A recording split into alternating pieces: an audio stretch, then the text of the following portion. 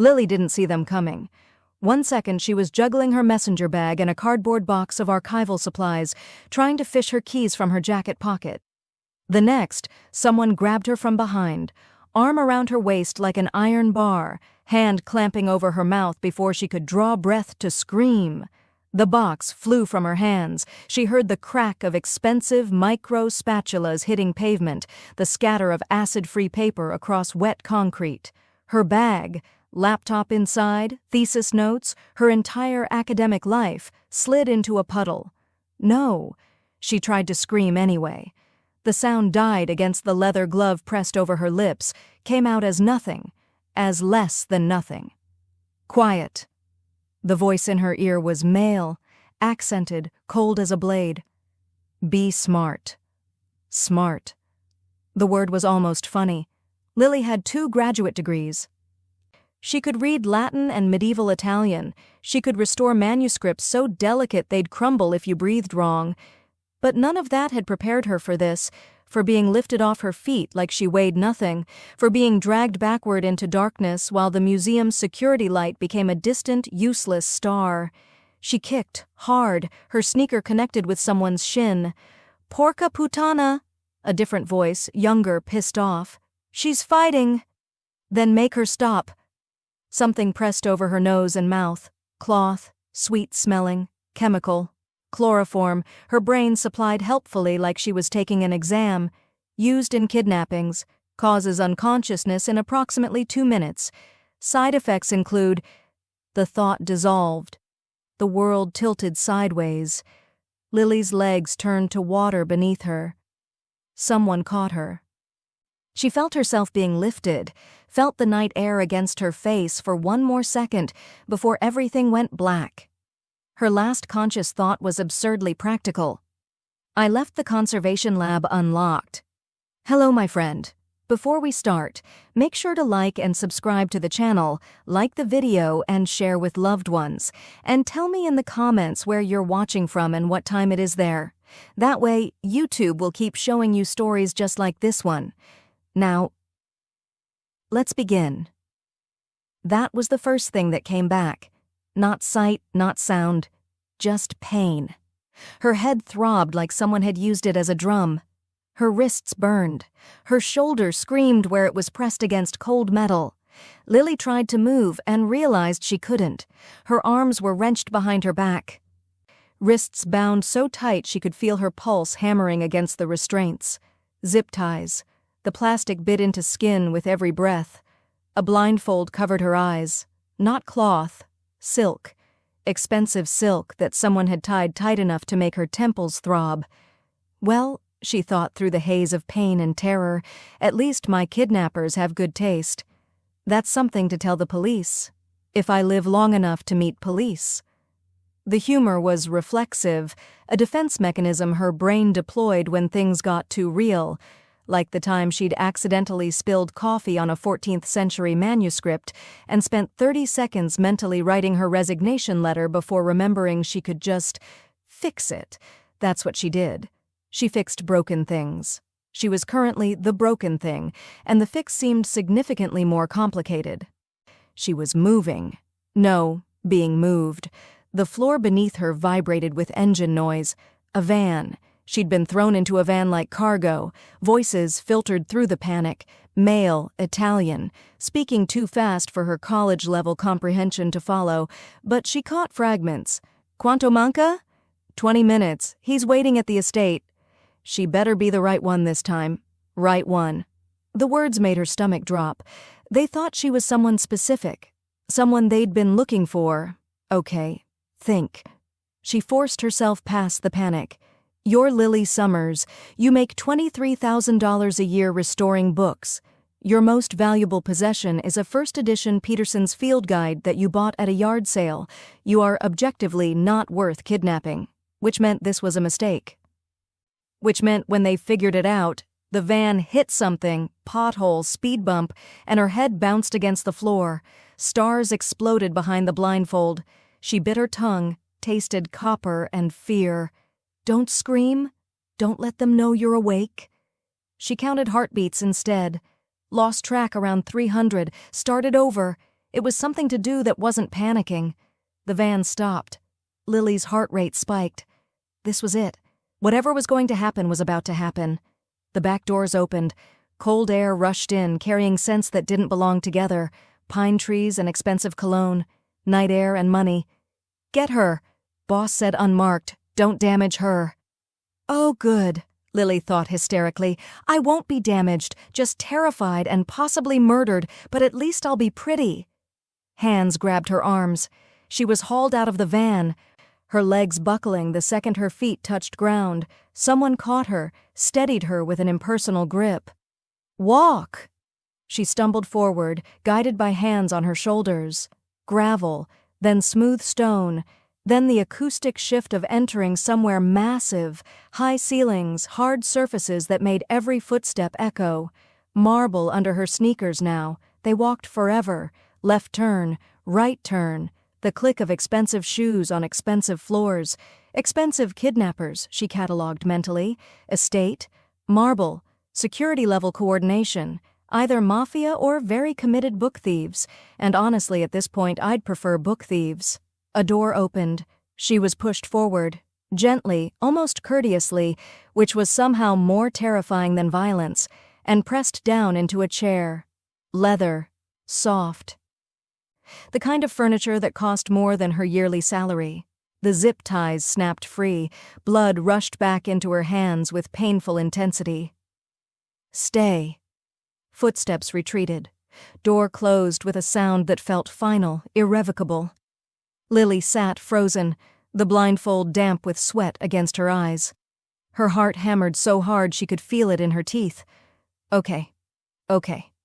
You've read enough thrillers to know how this works. Don't antagonize the kidnappers. Be cooperative but not weak. Try to humanize yourself so they don't— Another door opened, closer. Different footsteps, measured, controlled, heavy with authority. Someone entered the room and the air itself changed, became charged with something that made every instinct scream danger. "Remove it." The voice was male, low, Italian accent curling around English words. The kind of voice that expected obedience like it was a law of physics.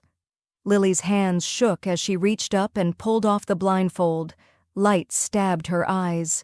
She blinked, vision swimming, colors and shapes slowly resolving into, oh no. The office was designed to intimidate and it was working spectacularly. Floor-to-ceiling windows overlooking city lights. Dark wood everywhere. Books lining shelves that reached toward impossibly high ceilings. A fireplace carved from black stone. Everything expensive, controlled, speaking of power that didn't need to announce itself. And behind the desk sat a man who looked like he'd stepped out of a Caravaggio painting, if Caravaggio had painted mafia bosses. He was young, early 30s, but there was nothing young about the way he commanded the space. Dark hair swept back from a face of brutal Mediterranean beauty.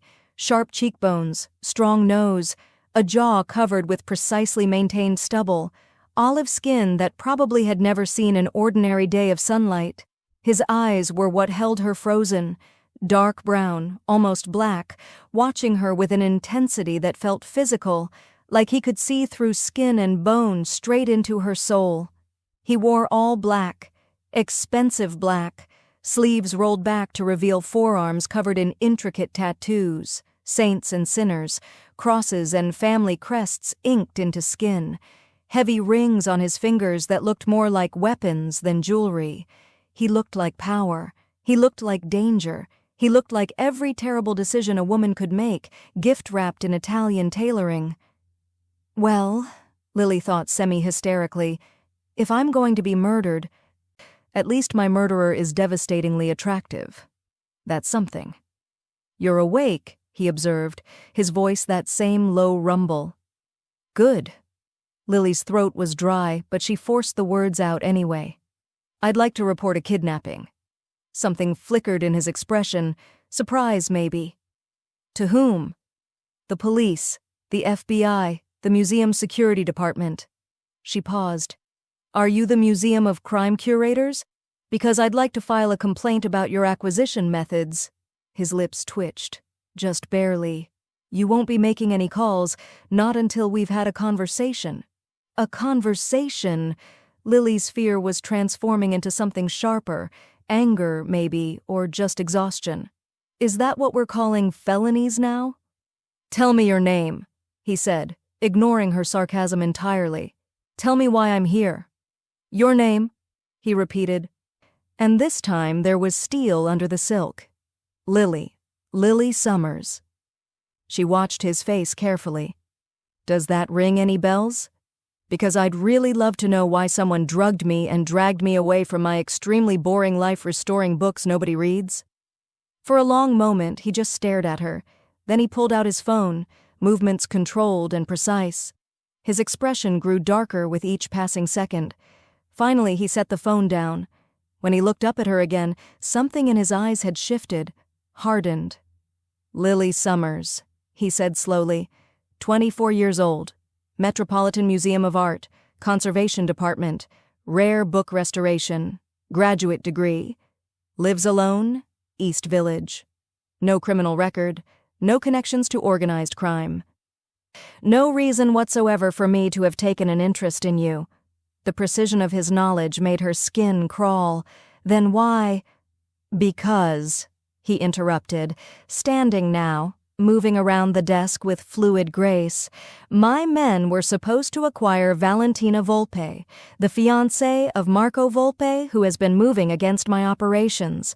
We were going to use her as leverage. He stopped directly in front of her chair, close enough that she had to look up to meet his eyes. But they grabbed the wrong girl, he continued softly. They grabbed you. The words hit her like a physical blow. Then let me go. This is a mistake. I won't say anything. You've seen my face. His voice was quiet, almost gentle, which made it worse. You've been inside this estate. You're a trained observer. You notice things others miss. He crouched down, bringing himself to eye level. You cannot leave. Not yet. Not until I decide what to do with the wrong girl who knows too much. What's your name? The question escaped before she could stop it. His lips curved. Not quite a smile. Serafino. Serafino Greco. Well, Serafino Greco, Lily heard herself say, her voice steadier than she felt. I hope you have a really good lawyer, because kidnapping charges are serious and I'm pretty sure, but I grabbed the wrong person isn't a valid legal defense. He stared at her for a long moment. Then he laughed, low, genuine, surprised. You're either very brave or very foolish, Lily Summers. I'm a grad student, she said. We're all a little bit suicidal. He stood looking down at her with those impossible dark eyes. You belong to me now. Wrong girl or not, you're mine until I decide otherwise. The words hung in the air between them like a verdict. You belong to me now. Lily stared up at Serafino Greco, at his perfect, terrible face, at those dark eyes that seemed to see straight through her, and felt something shift inside her chest. Not acceptance, not submission. Something closer to the moment when you're restoring a manuscript and realize the damage is worse than you thought, that this is going to take longer, require more precision, demand more of you than you'd planned. I don't belong to anyone, she said, proud that her voice didn't shake. I'm a person, not a rare book you can just acquire for your collection. His lips curved slightly. No, you're far more complicated than a book. He straightened, moving back toward his desk with that controlled grace. Books don't talk back. Then you're reading the wrong books. He glanced at her over his shoulder, and for a moment, just a moment, something almost like amusement flickered in his expression. Then it was gone, replaced by that same calculating intensity. Sit, he commanded, gesturing to the chair she'd just vacated. I'm already sitting. Sit comfortably. This will take time to explain, and I prefer not to repeat myself. Lily stayed exactly where she was, perched on the edge of the leather chair, like she might need to run at any moment. Which, to be fair, she might. Serafino sighed. A small sound, barely audible, but it carried the weight of someone dealing with an inconvenience. He sat behind his desk, leaning back in his chair, and studied her with that unnerving focus. "Here is your situation, Lily Summers," he began, his accent making her name sound almost lyrical. "I cannot release you. You've seen my face, my home, my operation. You heard my men speak. You're trained to notice details. It's your profession. Within an hour of your release, you could provide police with enough information to cause significant problems for me." "I wouldn't." "You would." His voice cut through her protest like a blade. "Perhaps not immediately. Perhaps you'd convince yourself you could forget, move on, return to your normal life. But eventually, when you felt safe, when the fear faded, you would talk. To a friend, to police, to someone. It's human nature." Lily wanted to argue, but the terrible thing was, he was right. She would tell Mia. She'd have to. Mia would notice she was missing, would file a report, would ask questions. And Lily had never been good at lying to her best friend. "So what's the alternative?" she asked. "You keep me locked up forever? Because that seems logistically complicated." "The alternative," Serafino said, leaning forward, "is that you work for me." Lily blinked. "I'm sorry, work for you? Doing what exactly?" "I restore books. Somehow I don't think your organization has a lot of damaged manuscripts lying around that need archival attention." "You're going to pose as someone else," he said simply, "for 1 month, after which, assuming you've fulfilled your contract, you'll be free to return to your life." "Pose as—" Lily's brain struggled to process this. "You want me to pretend to be someone?" "Who?" "Valentina Volpe." The name meant nothing to her. "The woman your men were actually supposed to kidnap?" "Yes." Serafino pulled a photograph from his desk drawer and slid it across the polished surface toward her. "Marco Volpe's fiancée. Or rather, his former fiancée, as of this morning, when my men took you instead of her." Lily picked up the photo with shaking hands. The woman staring back at her was beautiful. Dark hair, elegant features, the kind of bone structure that suggested old money and good breeding. She looked nothing like Lily. "We look nothing alike," Lily said flatly. "Volpe and I have never met face to face. Our organizations operate through intermediaries. He's seen photographs of you, or rather, of Valentina, but only from a distance, at social functions. With the right styling, the right coaching, you could pass." "This is insane." "This is business." Serafino's voice was calm, matter-of-fact. "Marco Volpe has been consolidating power, moving against my territories. His engagement to Valentina was meant to legitimize his operations. Her family has connections to banking, politics, legitimate society. With her at his side, he becomes untouchable."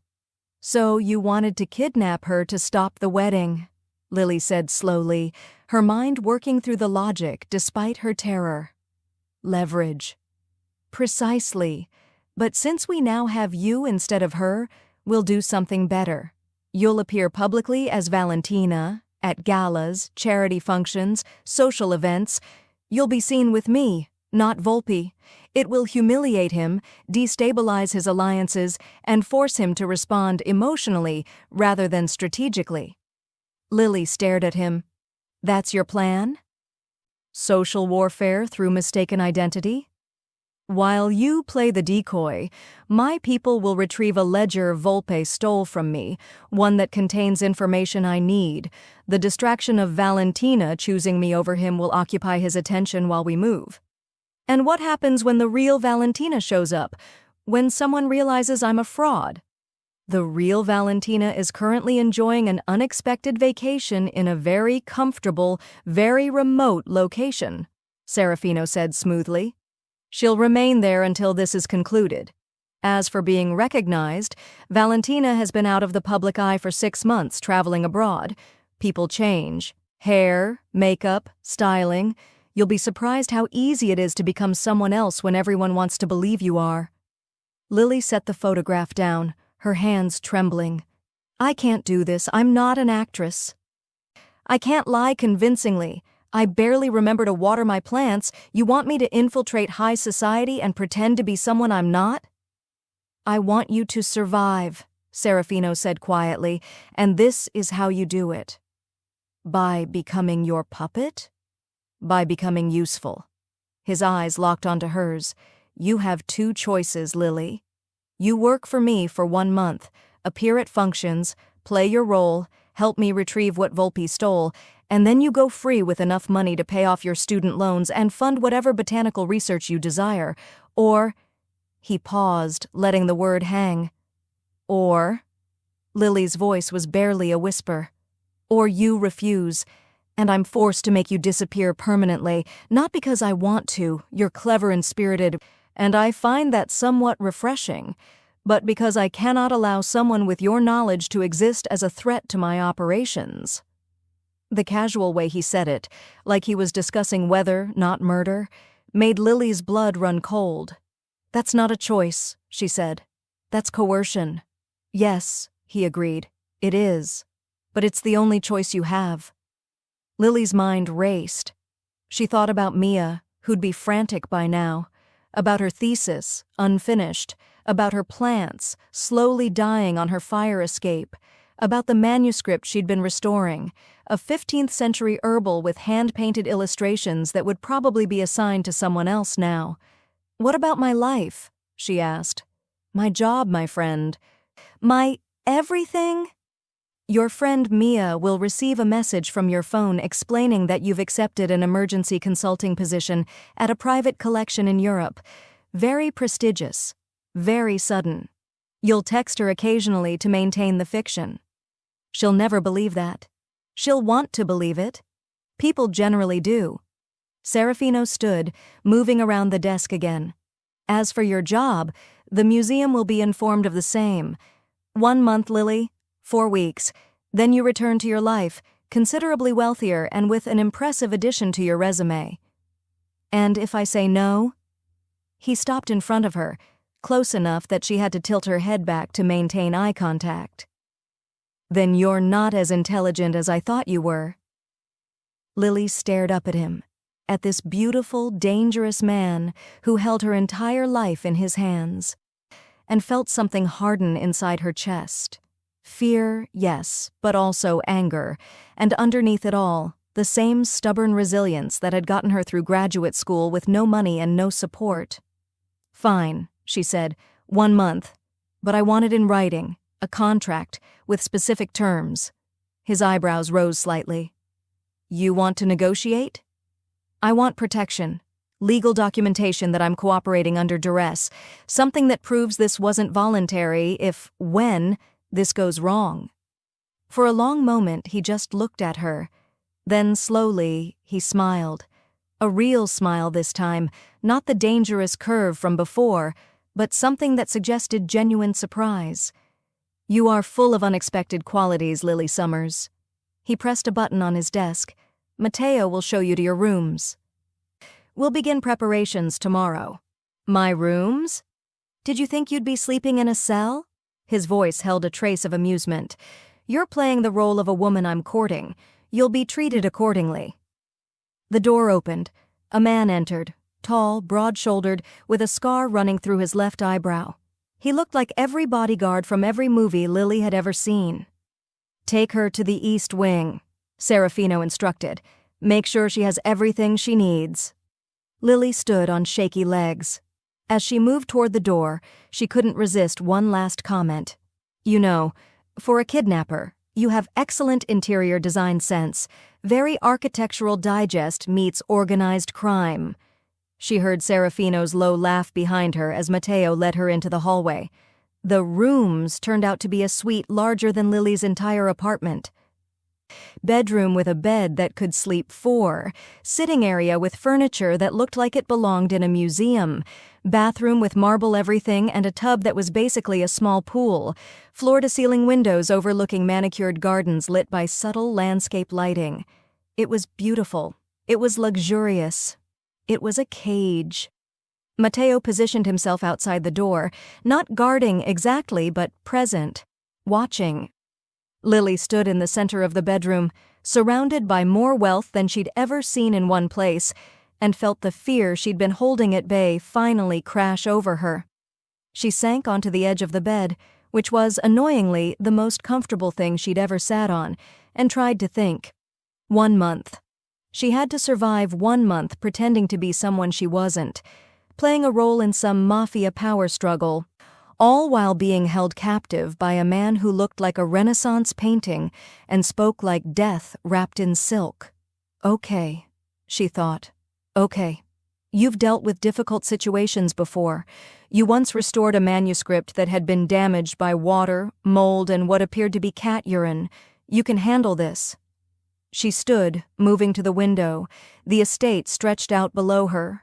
Gardens, walls, lights in the distance that had to be the city. Somewhere out there was her real life, her apartment, her friend, her future. She just had to survive long enough to get back to it, and maybe, just maybe, find a way to turn being the wrong girl into being the right person to bring Serafino Greco's entire operation crashing down, if she didn't get killed first. Lily woke to sunlight streaming through windows she didn't recognize. In a bed that felt like sleeping on a cloud, wearing clothes that weren't hers. For a blissful 3 seconds, she thought maybe it had all been a nightmare. Then she saw Matteo's shadow outside her door, and reality crashed back in with the subtlety of a wrecking ball. Right. Kidnapped. Mafia. Shadow fiancé. The usual Tuesday morning. She sat up, taking stock of her situation with the same methodical approach she used when assessing a damaged manuscript. First, identify all problems. Second, prioritize by severity. Third, develop a restoration plan. Problem 1. She was being held captive by an Italian crime boss who looked like he'd stepped out of a Caravaggio painting. Problem 2. She had to pretend to be someone else for a month or face permanent disappearance. Problem 3. The bed was so comfortable she'd actually slept well despite the existential terror, which felt like a moral failing. She threw off the covers, silk because of course they were, and padded to the bathroom. Someone had left clothes for her. Expensive clothes, the kind with tags that probably had Italian names she couldn't pronounce. Well, she thought, examining a cashmere sweater that cost more than her monthly rent. If I'm going to be a captive, at least I'm a well-dressed one. Over the next 3 days, Lily fell into a routine. Not by choice. Routines were forced on her through the simple reality of captivity, but she adapted because that's what she did. You didn't become a book restorer without learning patience, observation, and the ability to work within extremely precise constraints. She studied the estate like it was a manuscript, memorized the layout during supervised walks through the gardens, counted the guards' shift changes, 6 a.m., 2 p.m., 10 p.m., like clockwork, noted which doors were locked, which windows had sensors, where the security cameras had blind spots. Matteo accompanied her everywhere, silent and watchful. She tried conversation a few times. So, Matteo, do you have a family? Silence. How long have you worked for Serafino? Silence. If you were a rare book, what kind would you be? I'm thinking maybe a medieval psalter. Very serious, lots of illuminated intimidation. He'd almost smiled at that one. Almost. Serafino himself was absent.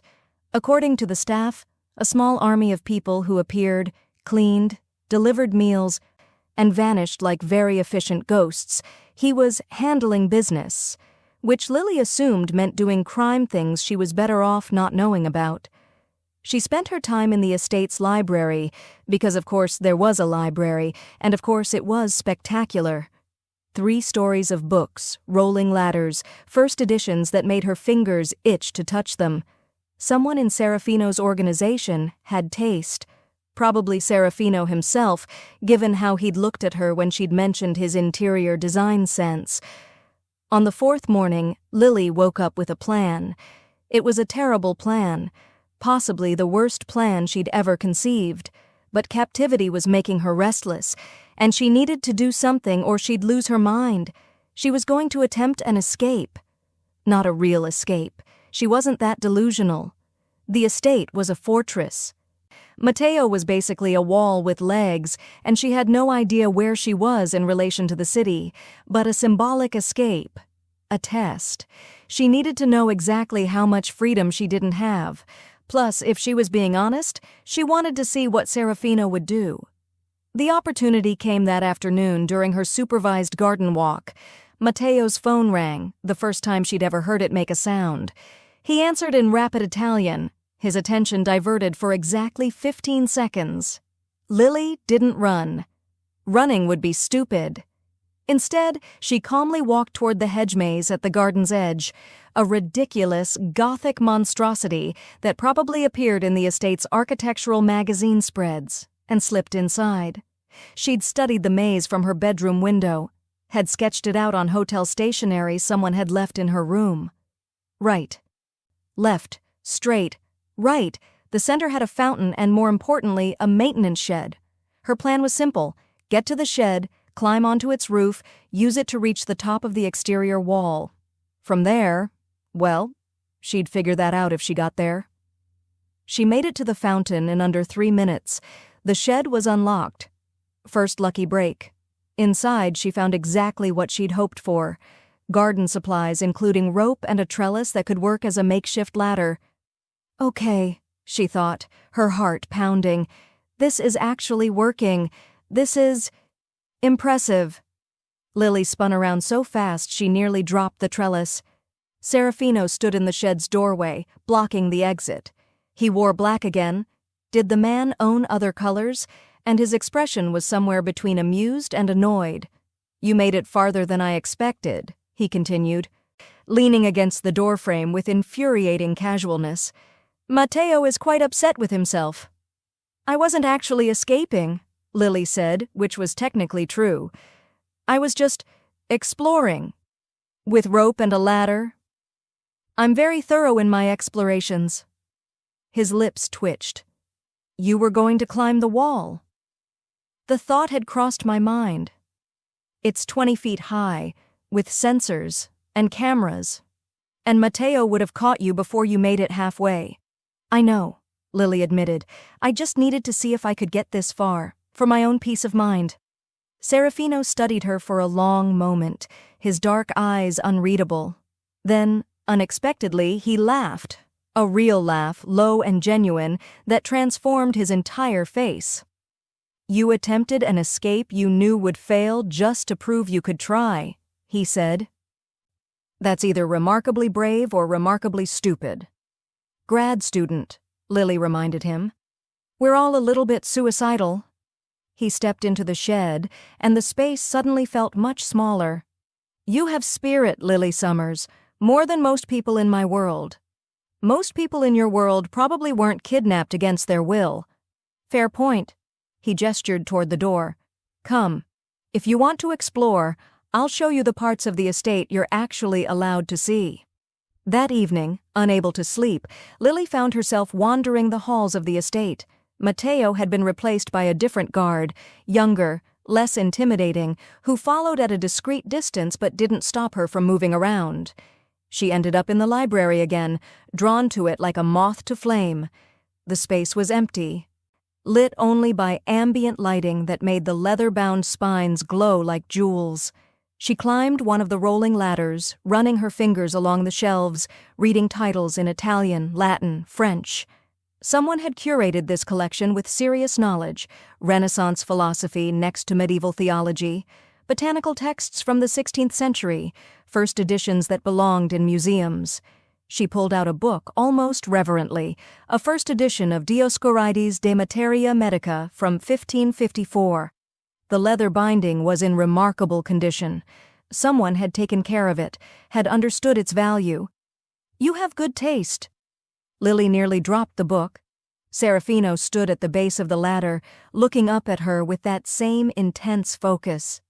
"You scared me," she said, clutching the book to her chest. "You're in my library at midnight." "I could say the same." "I couldn't sleep." She climbed down carefully, the book still in her hands. "This is an incredible collection. Who curated it?"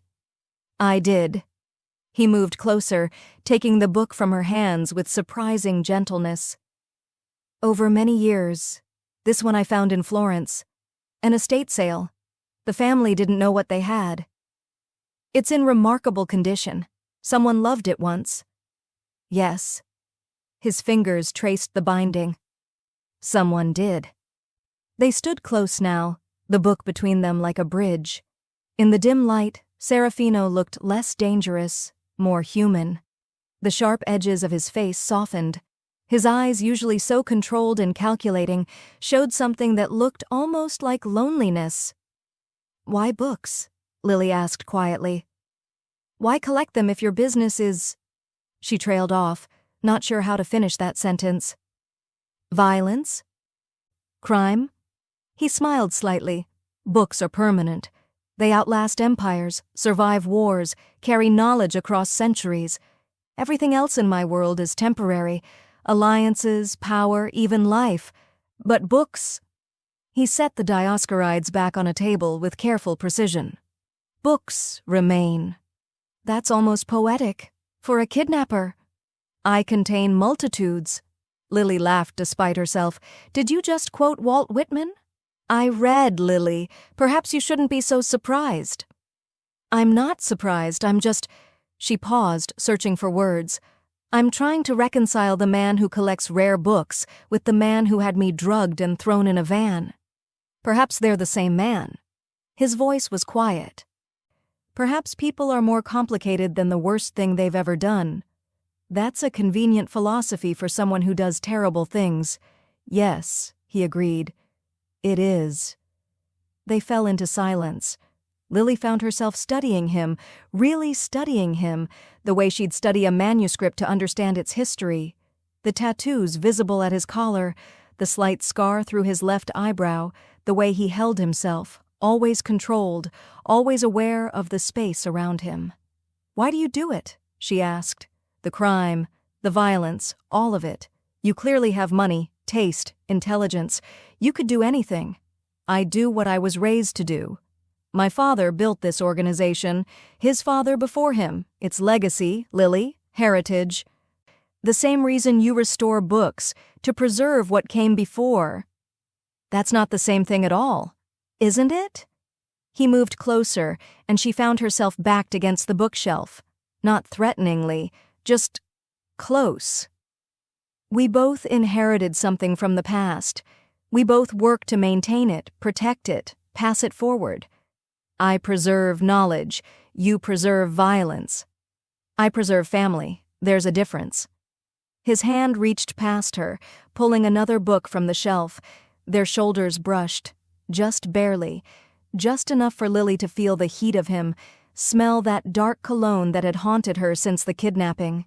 The book he'd pulled was in Italian. He opened it, showing her an inscription in faded ink. "This belonged to my grandfather," he said quietly. "He taught me to read using these books. Before he taught me the family business, he taught me literature, philosophy, history. He used to say that a man who only knows violence is just an animal, but a man who knows beauty and chooses violence anyway, that's a dangerous man. Is that what you are? Dangerous?" He looked at her, and the intensity in his dark eyes made her breath catch. "Yes." They stood frozen, the book between them, the air thick with something Lily couldn't name. Tension, awareness, the strange, impossible pull of attraction to exactly the wrong person. "I should go," Lily whispered. "Yes," Serafino agreed, but neither of them moved. His hand came up slowly, giving her time to pull away. His fingers brushed her jaw. Just barely, just enough to make her heart hammer. "You're not what I expected, Lily Summers." "Neither are you, Serafino Greco." The moment stretched between them, dangerous and electric. Then Serafino stepped back, breaking the spell.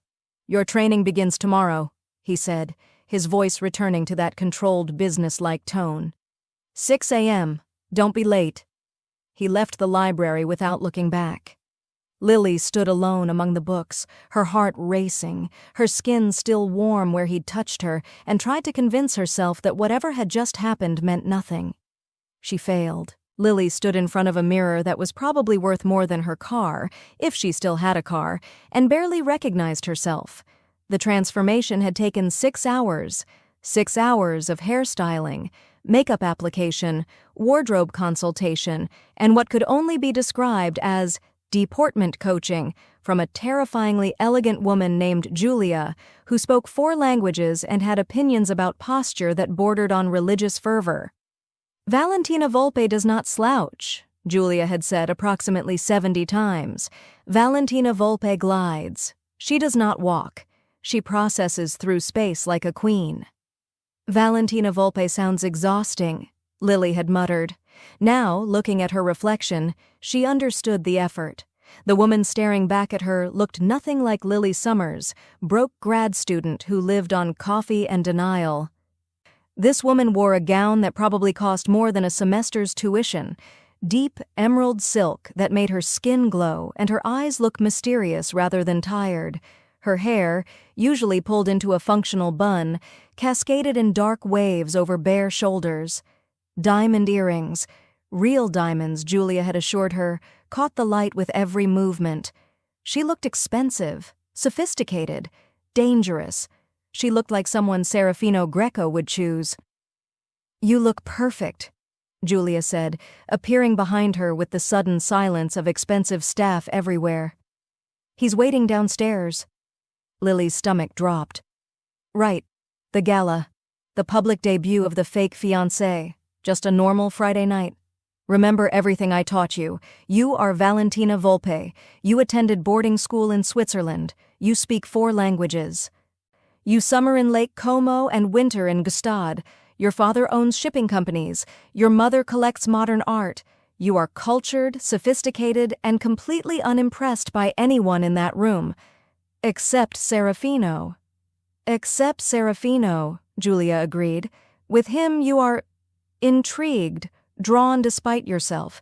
He represents danger you've never experienced. It excites you." That part won't require much acting, Lily thought, but didn't say out loud. She descended the grand staircase in heels that required more engineering than seemed structurally sound, one hand on the railing trying to remember Julia's instructions about gliding versus walking. Serafino stood at the bottom, and Lily's breath caught.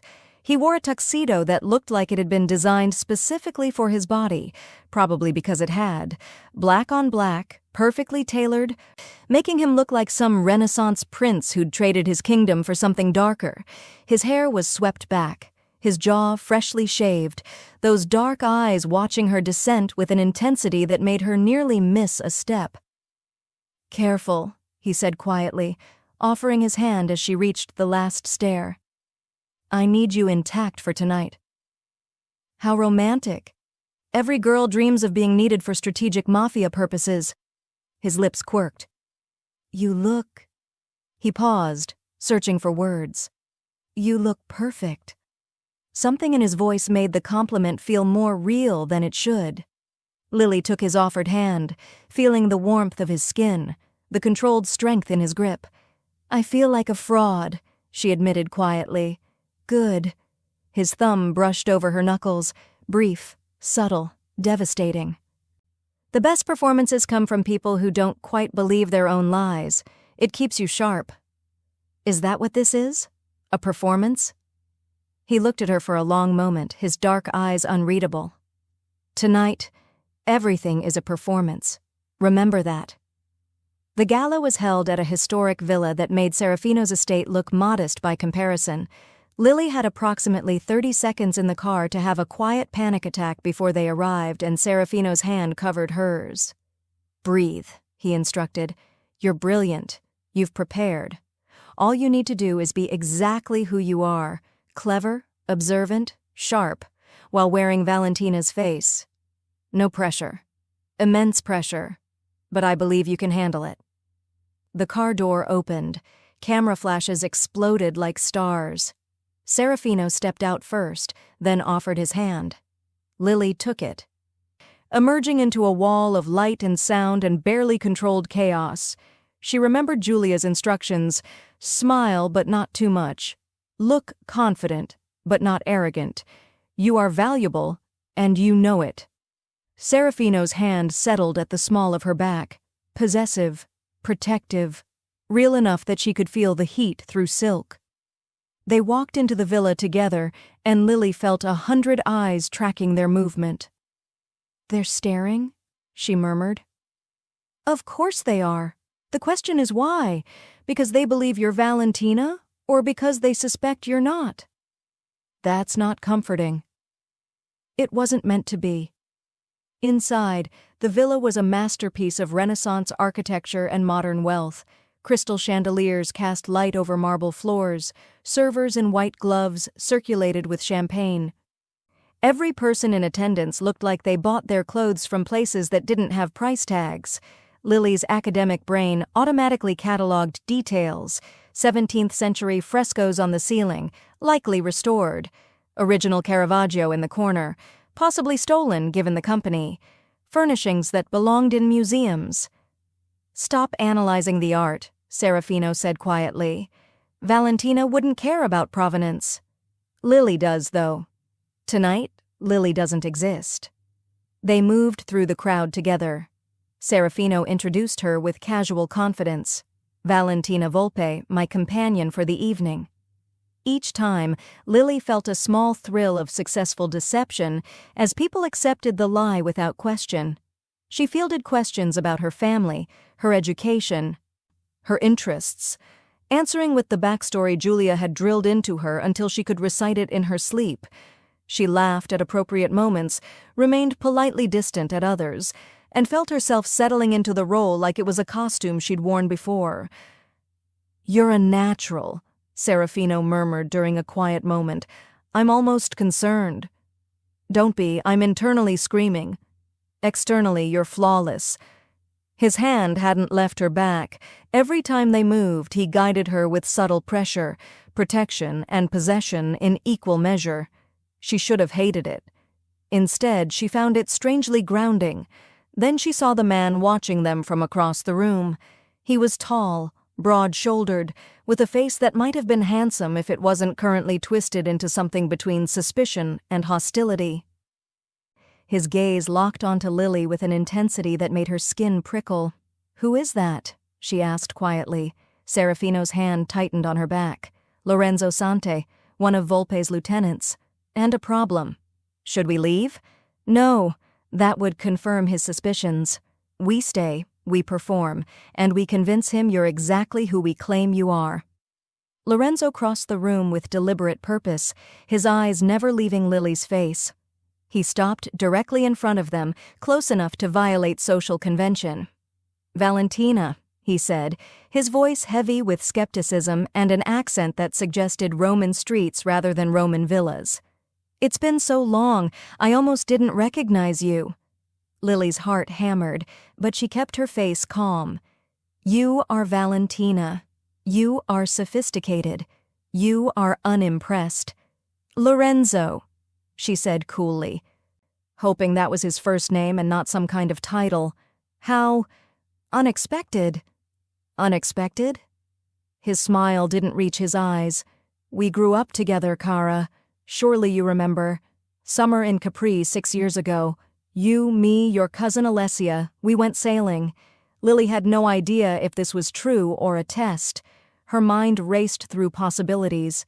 Deny it and risk exposure if it was real. Confirm it and risk exposure if it was a trap. She did what she always did when faced with insufficient information. She deflected. 6 years is a lifetime ago, Lorenzo. I'm surprised you remember such trivial details. I barely remember last summer, let alone—" "You had a birthmark," Lorenzo interrupted, stepping closer. "Right shoulder, shaped like a star. Do you still have it, Valentina? Or did that change along with everything else about you?" The threat was clear. He was calling her out, publicly. Lily felt panic rising, but before she could respond, Serafino moved. He didn't just step forward. He inserted himself between them with the kind of controlled violence that made Lorenzo instinctively step back. Serafino's hand came up, not touching Lorenzo but close enough to be a warning. "Careful," Serafino said, his voice soft and lethal. "You're addressing someone under my protection. I suggest you remember that before you continue this interrogation." "I'm simply reacquainting myself with an old friend," Lorenzo said, but his confidence had faltered. "You're testing my patience." Serafino's accent thickened with barely controlled fury. and suggesting that I don't know who I've chosen to accompany me tonight. That's insulting, Lorenzo, to both of us." The crowd around them had gone quiet. Everyone was watching now. Serafino turned to Lily, and the expression on his face made her breath catch. He looked at her like she was something precious, something worth defending, something his. "Dance with me," he said, not a request, a claim. He pulled her toward the dance floor before she could respond, his hand firm on hers, the other settling on her waist with possessive certainty. The orchestra was playing something slow and Italian. Puccini, maybe. Her brain supplied uselessly. "I don't know how to dance like this," Lily whispered urgently as he pulled her close. "Follow my lead." His voice was low, intimate. "And forgive me for what I'm about to do. What are you—" He kissed her. Not a gentle kiss, not a performance kiss. Something intense and desperate and real, his mouth claiming hers with a hunger that stole her breath. His hand slid up her back, tangling in her hair, holding her against him like she might disappear if he let go. Lily's mind went blank. Every thought, every fear, every careful defense she'd built dissolved under the heat of his mouth on hers. She kissed him back without thinking, without permission, her hands finding his shoulders, his neck, pulling him closer even though they were already pressed together. The dance floor, the gala, Lorenzo, the entire performance, all of it vanished. There was only this. His mouth, his hands, the overwhelming presence of him surrounding her like smoke. When he finally pulled back, his eyes were dark and dangerous and completely unguarded. "There," he said, loud enough for those nearby to hear. "Does that answer your questions, Lorenzo? Or shall I make my claim even more explicit?" Lily could barely hear over the roaring in her ears. Her lips felt swollen. Her heart was trying to escape her chest. She stared up at Serafino and saw something in his eyes that terrified her, because it wasn't just performance. It wasn't just strategy. It was real. The car ride back to the estate was silent. Lily sat with her hands folded in her lap, trying to process what had happened. The kiss. The way he'd defended her. The possessiveness in his voice that had sounded less like acting and more like truth. "You did well tonight," Serafino said finally, his voice carefully neutral. "You kissed me." "It was necessary. To convince Lorenzo." "Was it?" She turned to look at him in the darkness of the car. Or was it something else? He didn't answer. Just stared out the window like the city lights held answers he couldn't find in her face. Back at the estate, Lily fled to her rooms before he could say anything else. She closed the door, leaned against it, and touched her lips where he'd kissed her. "This is a job," she told herself. "This is coercion. This is temporary." But her heart, traitorous, foolish thing, was already compromised beyond repair. Lily spent the next 2 days avoiding Serafino. This was surprisingly easy in an estate the size of a small university campus. She took her meals in her room, claimed exhaustion from the gala, and generally behaved like someone who hadn't been kissed senseless on a dance floor in front of half of Italian organized crime. The problem was that avoiding him didn't stop her from thinking about him. About the kiss. About the way he'd looked at her afterward, like something had shifted fundamentally between them. It was just a performance, she told herself for the 100th time while staring at the ceiling at 3 a.m., strategic, necessary. It meant nothing.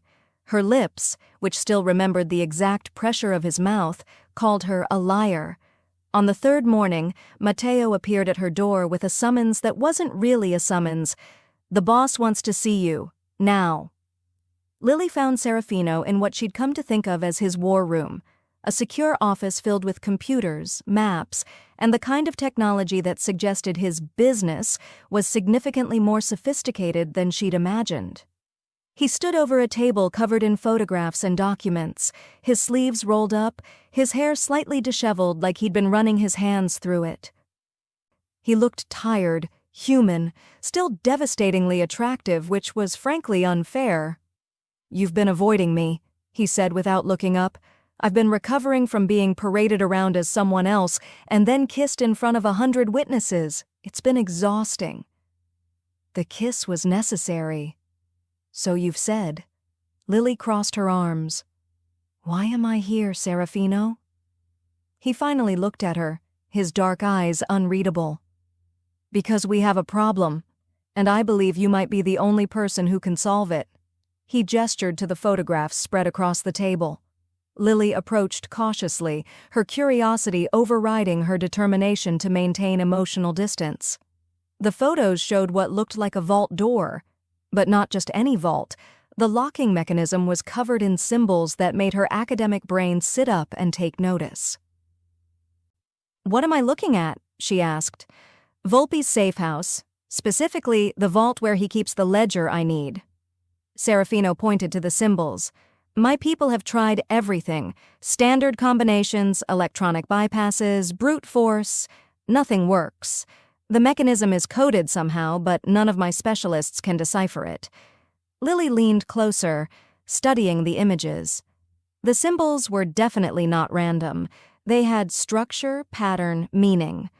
Her pulse quickened with the same excitement she felt when encountering a particularly interesting manuscript puzzle. These aren't modern security codes, she said slowly. These are alchemical symbols, Renaissance era, probably based on Paracelsian notation mixed with... She grabbed another photo, examined it more closely. Medieval botanical classification systems. Serafino stared at her. You can read this? Read it? I wrote my undergraduate thesis on exactly this kind of symbolic language. Alchemists used botanical codes to hide their formulas from the church. Each symbol represents a plant, which corresponds to a classical element, which maps to a number. She looked up at him, excitement overriding caution. This isn't a lock. It's a puzzle, a riddle written in a dead language that approximately 12 people in the world can still interpret. Can you solve it? Lily studied the photos again, her mind already working through the symbols. Hellebore for Saturn, corresponding to lead, numerical value 7. Deadly nightshade for Mars. Iron, numerical value 5. The pattern was emerging, beautiful and complex.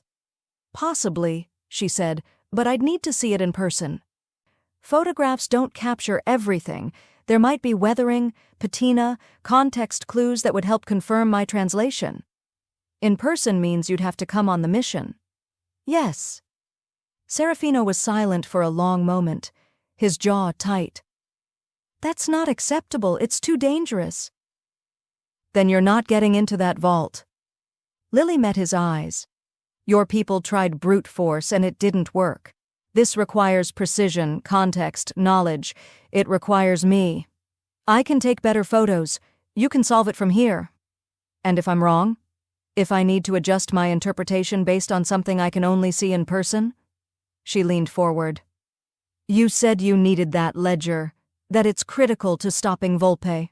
Well, I'm your best chance, your only chance, of getting it. So either you trust my expertise, or you accept that you're going to fail. His eyes narrowed. You're enjoying this. I'm enjoying being useful for something other than being paraded around as a fake fiancé. Yes. She paused. And honestly, breaking into a safe house to solve a Renaissance alchemical puzzle is significantly more interesting than anything I had planned for this month. Despite the tension, Serafino's lips quirked. You have a strange definition of interesting. I'm a book restorer. We're all a little unhinged. He studied her for a long moment, and Lily could see the calculation behind his eyes, weighing risk against necessity, control against trust. If you come, he said finally, you follow my instructions exactly. No improvisation, no heroics. You solve the puzzle, we get the ledger, we leave. Understood? Understood. And Lily? His voice dropped lower. If something goes wrong, if there's danger, you run. You don't try to help. You don't try to be brave. You save yourself. That's an order. Something in his tone made her chest tighten. Why do you care? Because you're valuable, he said. But the way he looked at her suggested he meant something more than strategic value. They left at midnight. Lily wore all black, clothes that Julia had provided with the grim efficiency of someone used to outfitting people for crimes.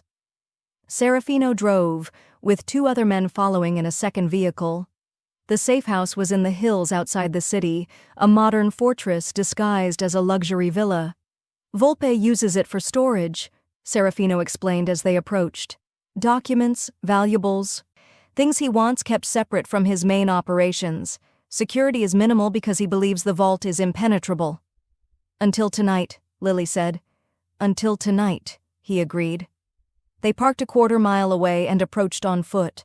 The property was dark, quiet. Serafino moved with the kind of fluid silence that suggested he'd done this 1,000 times. Lily tried to match his movements, feeling clumsy and too loud despite her best efforts. They bypassed the main entrance, entering through what Serafino called a security weakness, but looked like a standard window to Lily. Inside, the villa was sterile, impersonal, a storage facility pretending to be a home. Serafino led her through darkened hallways, his hand occasionally touching her back to guide her. They encountered no guards, no alarms. It felt too easy. "Where is everyone?" Lily whispered. Volpe's confident in his vault. Most of his security is perimeter-based. But Serafino's tone suggested he was also uneasy with the lack of resistance. The vault was in a basement level, behind a door that Serafino's people had already unlocked remotely. The room beyond was small, dominated by the vault door that Lily had seen in the photographs. Up close, it was even more impressive. The symbols weren't just carved. They were inlaid with different metals, each one corresponding to the alchemical association. Silver for Luna, gold for Sol, iron for Mars. "It's beautiful," Lily breathed. "It's a lock," Serafino said. "Can you open it?" Lily approached carefully, her fingers hovering over the symbols without touching. "Give me a moment. I need to read the full sequence." She studied the pattern, her mind translating symbols to plants to elements to numbers. The sequence was elegant, complex, designed by someone who understood both alchemy and security. "It's a date," she said finally, encoded in botanical alchemical notation. Specifically, she traced the symbols with her finger. October 31st, 1538, the date Paracelsus died. "You're certain?" 90%. The remaining 10% is whether Volpe used the Julian or Gregorian calendar, but given the Renaissance context, I'd bet on Julian. She entered the corresponding numbers into the mechanism. For a heart-stopping moment, nothing happened. Then, with a sound like exhaling, the vault door unsealed. "Brilliant," Serafino murmured. Inside, the vault was larger than expected, lined with shelves and filing cabinets. The ledger Serafino wanted was immediately visible, a leather-bound book sitting on a central pedestal like a museum display. But Lily's attention was drawn to something else. A folder, sitting slightly apart from the others, with botanical illustrations on the cover, Renaissance-style drawings of deadly nightshade and hemlock, plants associated with death and poison.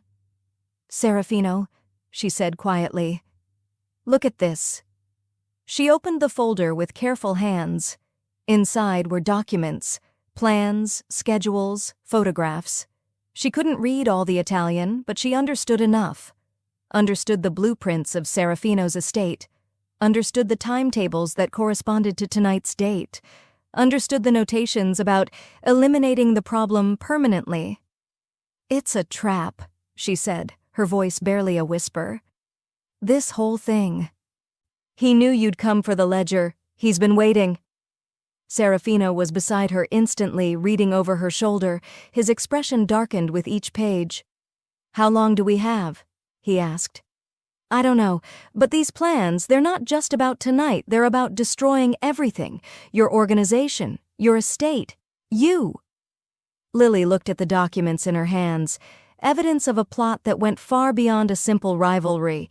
Evidence that could be used to stop Volpe or to expose Serafino. Evidence that represented her freedom, if she wanted it. She could take this to the authorities, could use it as leverage to escape, could finally get back to her real life. Instead, she handed it to Serafino. "We need to go," she said. "Now. And you need to see all of this." He stared at her, and in his dark eyes she saw surprise, understanding, and something that looked almost like wonder. "You could have used this to escape," he said quietly. "I could have." She met his gaze. "But you were right. We're partners now, whether I like it or not." Something shifted in his expression, softened and intensified simultaneously. He took the documents, but his other hand came up to cup her face, thumb brushing her cheek with devastating gentleness. "Lily Summers," he said, and her name in his accented voice sounded like a prayer. "You are far more dangerous than any ledger." "We need to leave," she repeated, but her voice was unsteady. "Yes." But he didn't move, just stared at her like he was seeing her for the first time. "You belong to me now," he said, "not because I took you, but because you chose to stay." Before Lily could respond, before she could process what that meant, alarms began to blare throughout the building. The trap had been sprung, and they were standing right in the center of it. The alarms were deafening. Serafino's hand closed around Lily's wrist, pulling her away from the vault with controlled urgency. "Move, now." They ran. Not the elegant, choreographed running from movies, desperate, stumbling, running through corridors that suddenly seemed like a maze. Behind them, Lily could hear voices shouting in Italian, the sound of boots on marble, doors slamming open. "I thought you said minimal security," she gasped. "I was wrong." Serafino's voice was tight with fury. At himself, at the situation, she couldn't tell.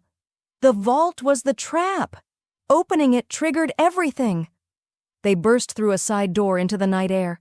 The two men who'd accompanied them materialized from the shadows, weapons drawn, faces grim.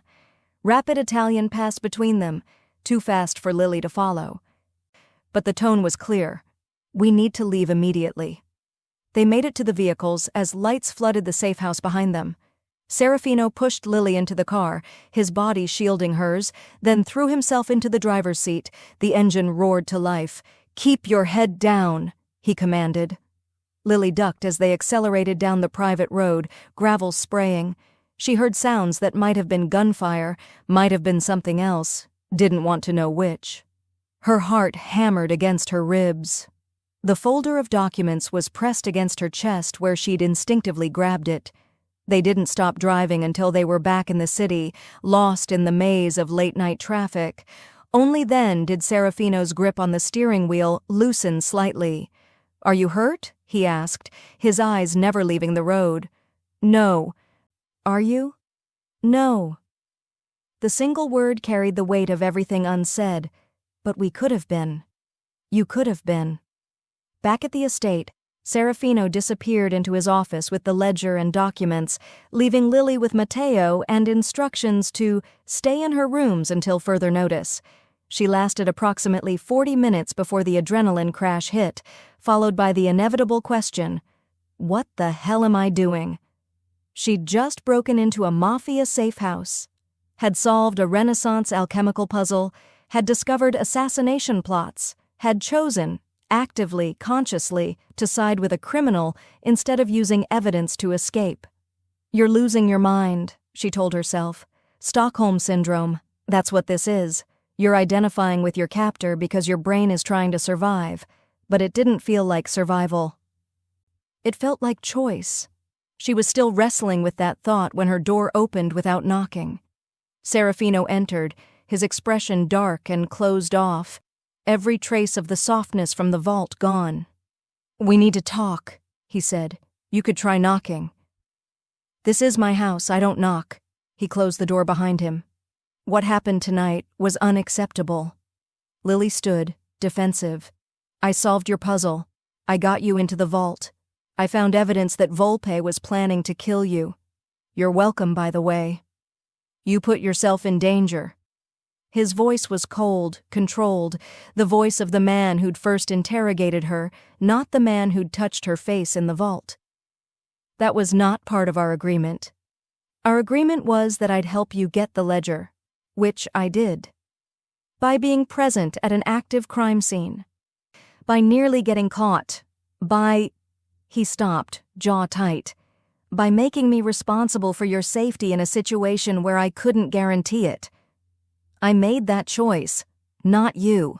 You made a foolish choice. He moved closer, and now she could see the fury beneath his control. You're an asset, Lily, a valuable one. But you're not trained for field work, you're not prepared for violence, and tonight you could have been killed because I allowed sentiment to override strategy. The word sentiment hit her like a slap. Is that what you're calling it? What would you call it? I don't know, Serafino. You tell me. Because one minute you're looking at me like I'm something precious, and the next you're calling me an asset. Her voice rose. Which is it? Am I a person to you or just another piece on your chessboard? He stopped, visibly struggling. You're a complication I didn't plan for. That's not an answer. It's the only answer I have. They stood facing each other, the air between them crackling with unresolved tension and everything they weren't saying. Then Serafino's phone rang. He answered it in Italian, his expression growing darker with each passing second. The conversation was brief, terse. When he ended the call, he looked at Lily with something that might have been regret. There's a problem, he said quietly. Another one? Your friend Mia filed a missing person report 3 days ago. The FBI has taken an interest. Lily's stomach dropped. What? An agent Reyes approached her yesterday, asking questions about your disappearance, about your work at the museum, about whether you had any connections to... He paused. To people like me. Mia doesn't know anything about you. She knows you disappeared. She knows your cover story about the European consulting position doesn't make sense. Serafino's voice was flat, emotionless. The FBI is building a case. They believe you're either a victim or a witness. Either way, you're now a federal interest. Lily sank onto the edge of the bed, her mind reeling. Mia.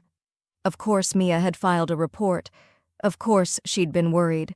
Lily had been so focused on surviving her own situation that she hadn't fully considered what her disappearance meant for the people who cared about her. What does this mean? She asked. It means keeping you here has become significantly more dangerous. For both of us. Serafino moved to the window, his back to her. The FBI will be watching your apartment, your workplace, your known associates. If they have any evidence linking you to me, they don't. Yet. He turned to face her. But they will. The gala was photographed, social media, security cameras. It's only a matter of time before they identify you as Valentina Volpe and realize you're actually Lily Summers. When that happens, they'll have everything they need to bring me down. So what are you going to do? Lily's voice was barely a whisper. Kill me to protect yourself? Something flashed in his eyes. Pain, fury, she couldn't tell. I'm going to move you. Tonight. Somewhere remote, completely off-grid. Somewhere the FBI can't find you until this is resolved. You mean, hide me? I mean, protect you. By locking me away in some isolated safe house? Lily stood, anger overriding fear. For how long, Serafino? Weeks? Months? Years? When exactly does this end? When it's safe. It's never going to be safe. Don't you see? This is your life. Danger, violence, running from consequences. But it's not mine. I won't disappear completely just to protect your criminal empire. You don't have a choice. His voice hardened back into the cold control she hated.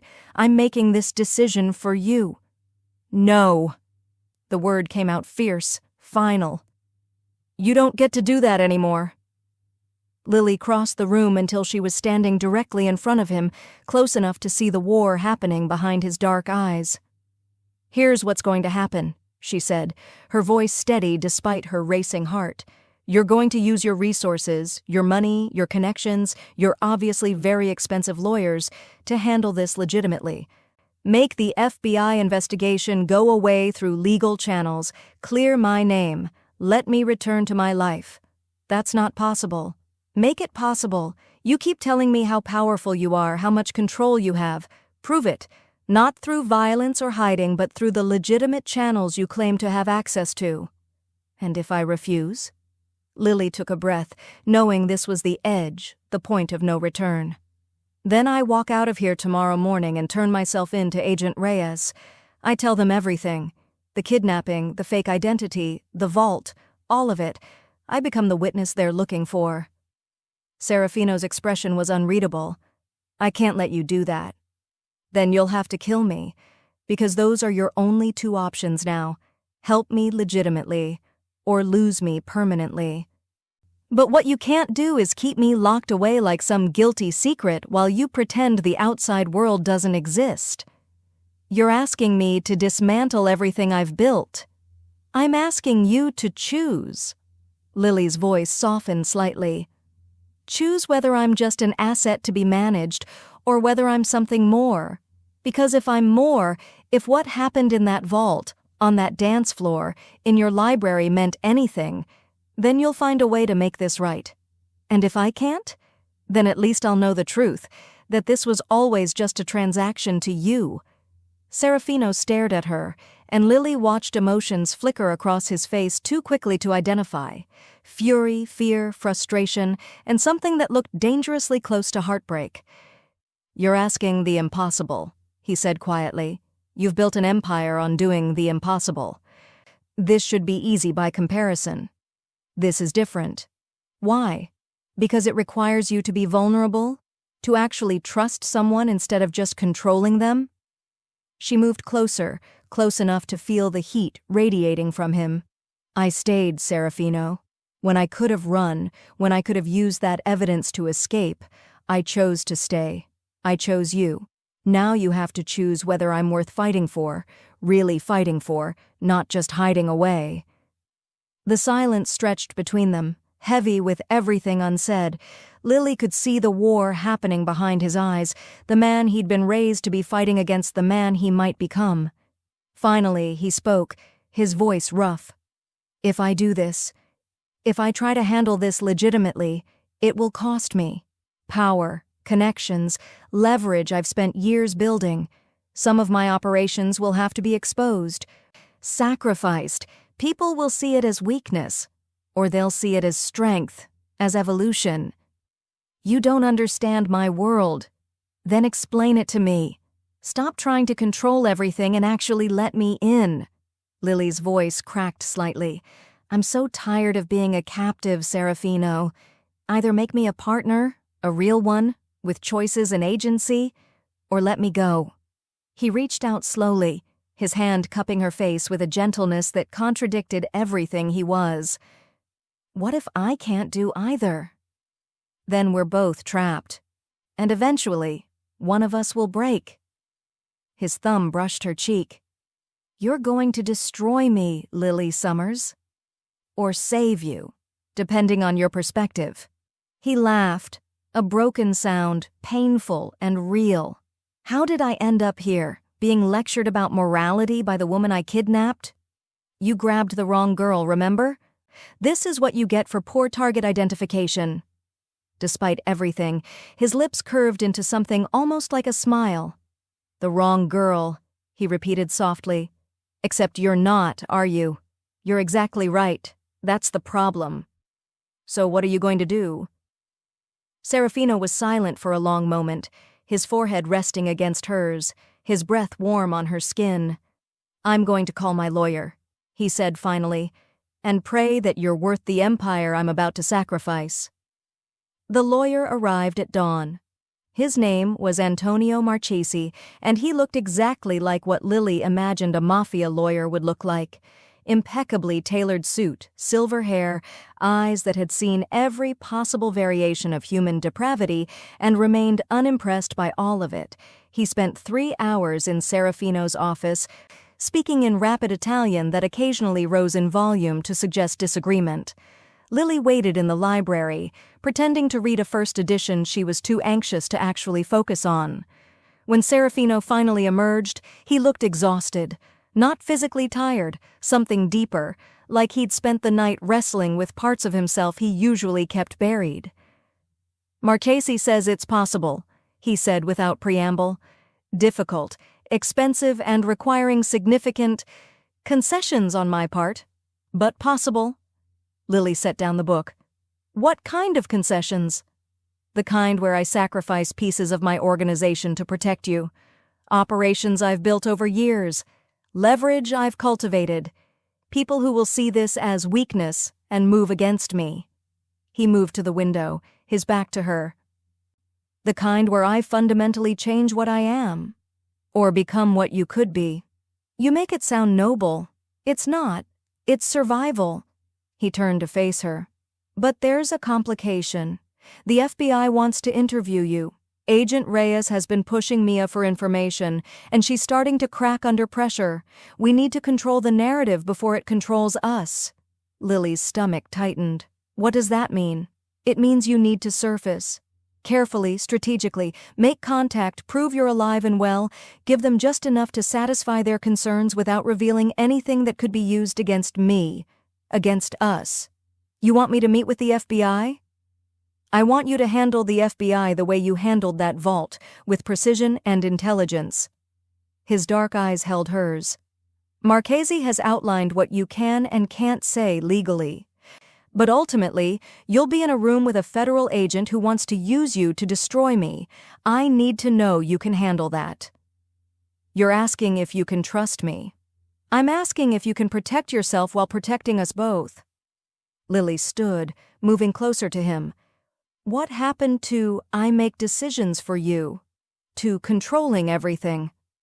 That was before you gave me an ultimatum that forced me to acknowledge you're not someone I can control. A ghost of a smile crossed his lips. You wanted to be a partner. This is what partnership looks like.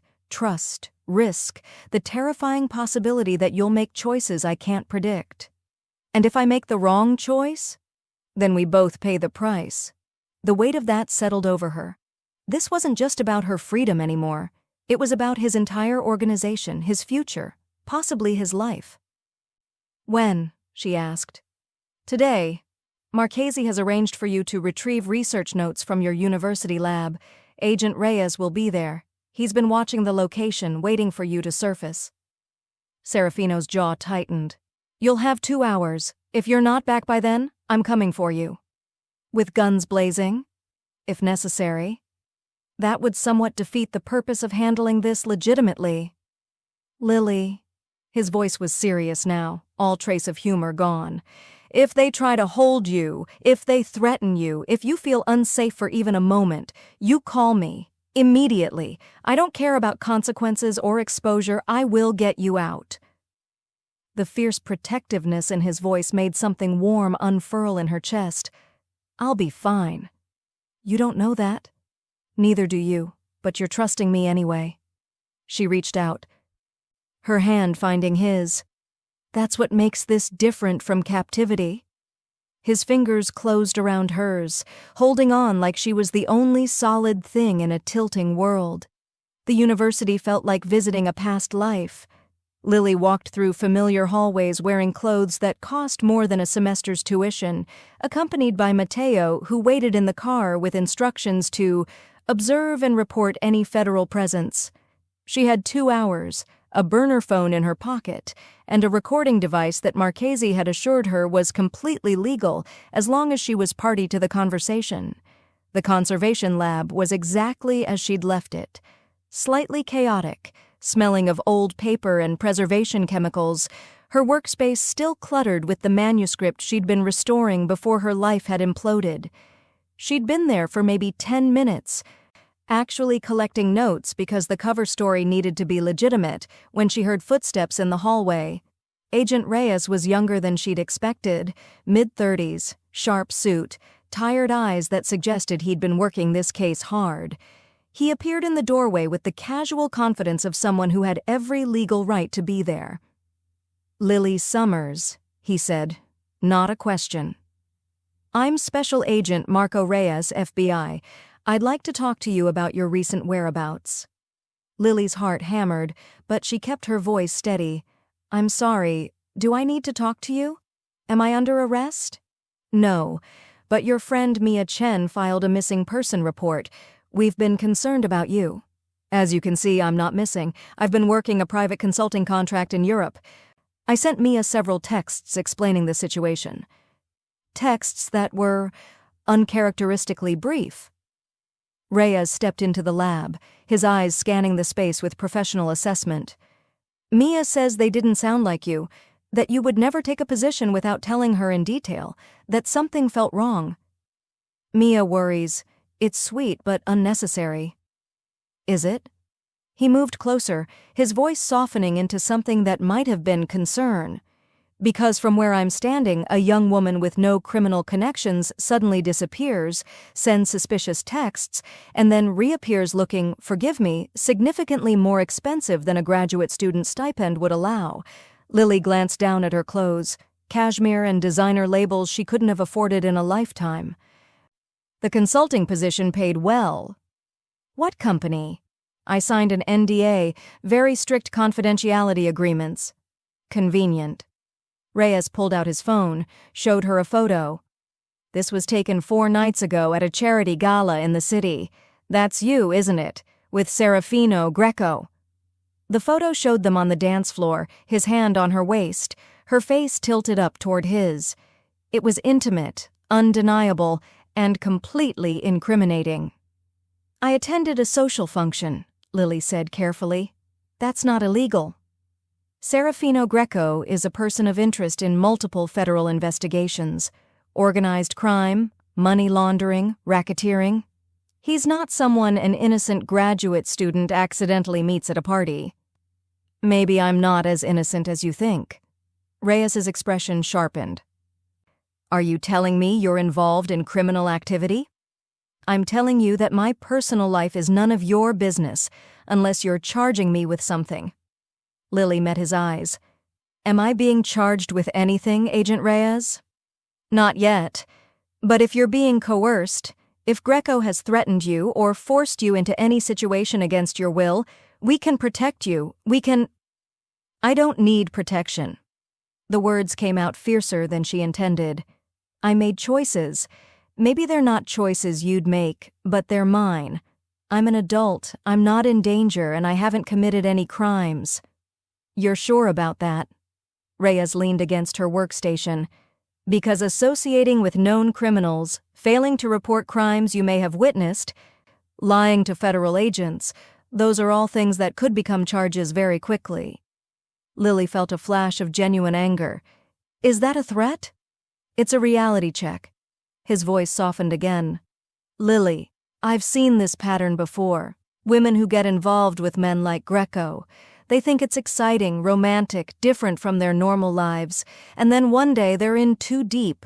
They're complicit in things they never imagined, and they can't get out. I don't want that to happen to you. That's very touching, but you don't know anything about my situation. Then explain it to me. Lily took a breath, channeling every lesson Marchese had drilled into her.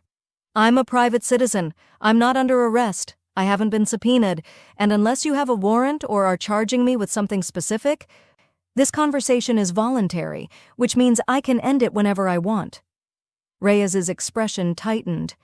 You've been coached. I've been educated. There's a difference. She pulled out her phone, showed him the recording app that had been running since he entered.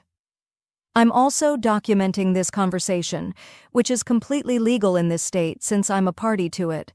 So unless you want your threats and intimidation tactics on record, I suggest you make your actual questions very clear. For the first time, Reyes looked uncertain.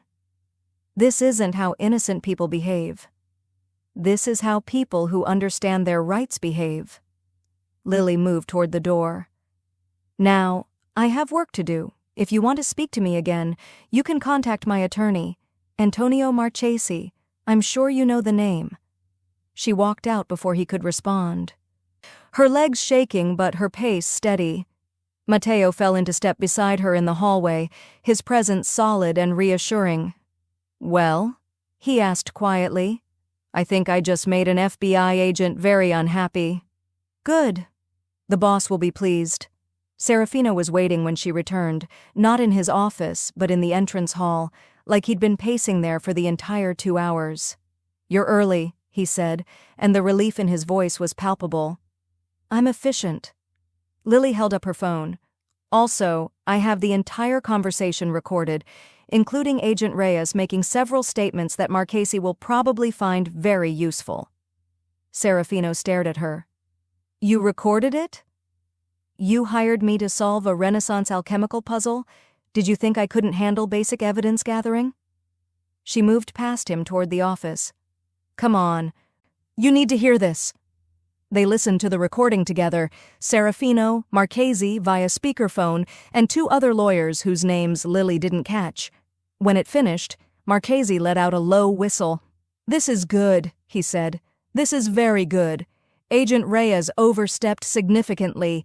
The implied threats without formal charges, the attempt at coercion, the lack of proper Miranda warnings despite clearly treating her as a suspect.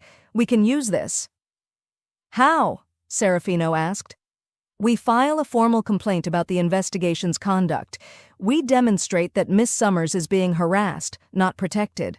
We force the FBI to either produce actual evidence of criminal activity or back off, and based on this recording, they don't have evidence. They have suspicions and bad photographs." "What about the gala?" Lily asked. "The photos of us together? You attended a public event.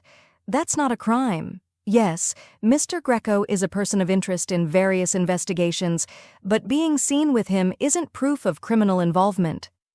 Marchese's voice was confident now, energized. "They're fishing, Miss Summers, and you just forced them to reveal they have nothing solid." Serafino was silent, staring at the phone like it contained miracles instead of recordings. "This changes things," Marchese continued. "With this evidence of overreach, I can approach the investigation with leverage, negotiate a resolution, but it will require Mr. Greco to make certain adjustments to his operations, to demonstrate good faith." "What kind of adjustments?" Serafino's voice was flat. "The kind we discussed, legitimate businesses coming to the forefront. Certain activities ceasing permanently, financial transparency in specific areas. You'll maintain your empire, but it will be a different empire. Cleaner, legal." Serafino looked at Lily, and she saw the war still happening behind his eyes. Everything he'd built, everything he'd become, being asked to fundamentally change.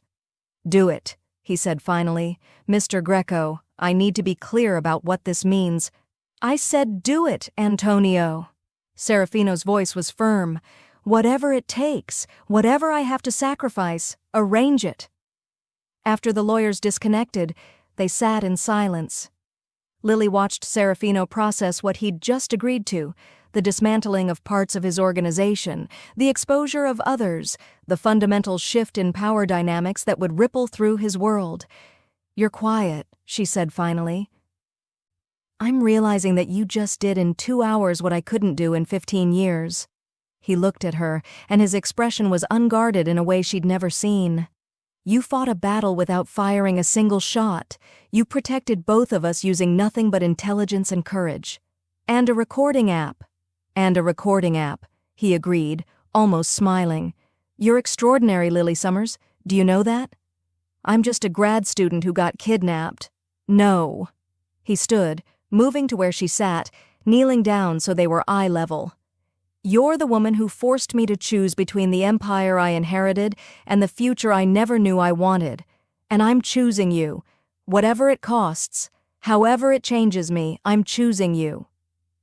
His hands cupped her face, and Lily saw in his dark eyes everything he was too proud or too scared to say: fear, hope, devotion, terror at his own vulnerability. "You're going to regret this," she whispered. "Probably." His thumb brushed her lower lip. "But regret is better than losing you." When he kissed her, it was different from the dance floor. Slower, deeper, a promise instead of a performance. Lily kissed him back, her hands finding his shoulders, pulling him closer, and felt the terrifying, exhilarating sensation of falling with no idea where she'd land. They were partners now, truly, completely, dangerously partners, and there was no going back. Chapter 8. The Price of Freedom. The waterfront at midnight was exactly the kind of place where bad things happened in movies. Lily stood next to Serafino's car, the cold wind off the water cutting through her jacket, and tried not to think about all the ways this could go catastrophically wrong. "You don't have to be here," Serafino said for the third time in the past hour. "Matteo can deliver the ledger. You can wait at the estate where it's safe." "We've been over this." Lily pulled her jacket tighter. "Volpe asked for you specifically. If you show up without me, the woman he thinks is Valentina, he'll know something's wrong. This only works if we both play our parts." "I don't like it." "You don't have to like it. You just have to trust that I know what I'm doing." Serafino looked at her, his dark eyes reflecting the scattered lights from the industrial buildings around them. "You've become disturbingly comfortable with criminal negotiations." "I've had a good teacher." She paused. "A morally questionable teacher, but technically proficient."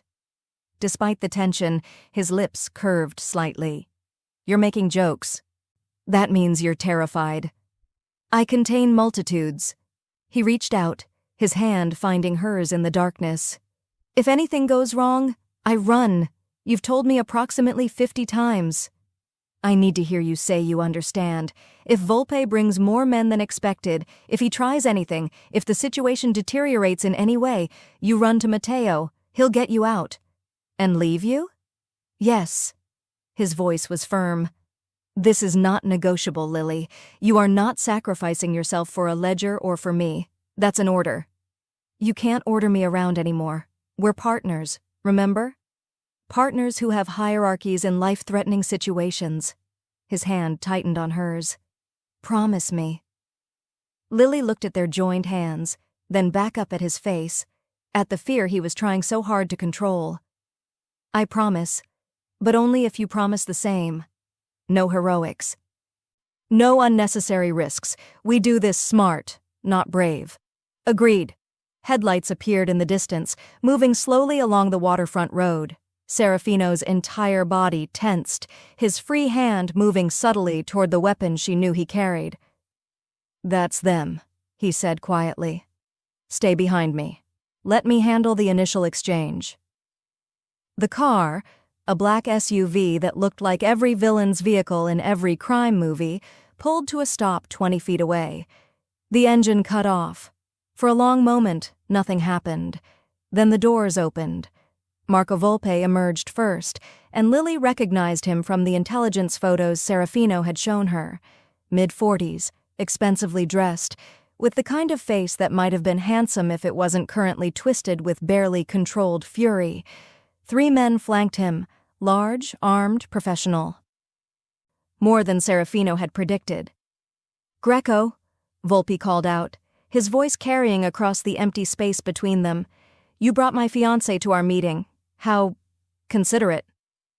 Lily felt Serafino's hand twitch, but his voice remained controlled. "I brought Valentina because she wanted to see you one last time, to tell you herself why she chose me." Volpe's eyes fixed on Lily, cold and assessing. "Is that true, Cara? You wanted to see me?" Lily stepped forward slightly, channeling every lesson Julia had taught her about being Valentina. Confident, sophisticated, completely unimpressed. "I wanted to understand what I was giving up," she said, proud that her voice didn't shake. "Turns out, not much." Volpe's expression darkened. "Careful, Valentina. You were mine first. That means something in our world. I was never yours. My father arranged a contract, not a relationship." She moved closer to Serafino, a deliberate choice. "Serafino offered me something you never could, respect. He offered you a fantasy, a romantic delusion." Volpe took a step forward. "But fantasies end, Cara, and when this one does, you'll remember who you really belong to." "The ledger," Serafino interrupted, his voice cutting through the tension. "That's why we're here. I have what you want. Let's conclude our business and part ways." Volpe's smile was cold. "Yes, the ledger. The one you stole from my safe house after triggering every alarm I'd carefully set."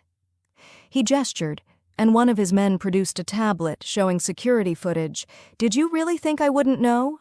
That I wouldn't see you and your little book restorer breaking into my vault? Lily's stomach dropped. He knew. He'd known from the beginning. So this isn't an exchange, Serafino said quietly. It's a trap. It's justice. Volpe's men spread out, hands moving toward weapons. You took something of mine. Valentina, my ledger, my reputation. Tonight I take everything from you. The moment crystallized, violence hanging in the air like a held breath. Then Lily heard it, distant at first but growing louder. Sirens. Volpe heard it too.